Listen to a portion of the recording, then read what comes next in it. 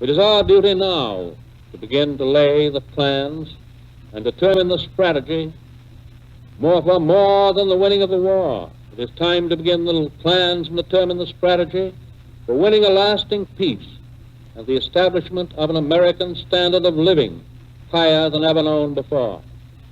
This republic had its beginning and grew to its present strength under the protection of certain inalienable political rights, among them the right of free speech, free press, free worship, trial by jury, freedom from unreasonable searches and seizures. They were our rights to life and liberty. We have come to a clearer realization of the fact, however, that true individual freedom cannot exist without economic security and independence. Necessitous men are not free men. People who are hungry, people who are out of a job, are the stuff of which dictatorships are made. In our day, these economic truths have become accepted as self-evident. We have accepted, so to speak, a second Bill of Rights, under which a new basis of security and prosperity can be established for all, regardless of station or race or creed.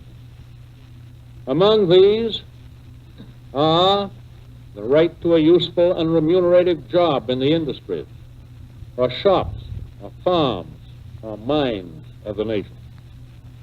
The right to earn enough to provide adequate food and clothing and recreation. The right of farmers to raise and sell their products at a return which will give them and their families a decent living. The right of every businessman, large and small, to trade in an atmosphere of freedom from unfair competition and domination by monopolies at home or abroad. The right of every family to a decent home. The right to adequate medical care and the opportunity to achieve and enjoy good health. The right to adequate protection from the economic fears of old age and sickness and accident and unemployment. And finally, the right to a good education. All of these rights spell security. And after this war is won, we must be prepared to move forward in the implementation of these rights to new goals of human happiness and well-being.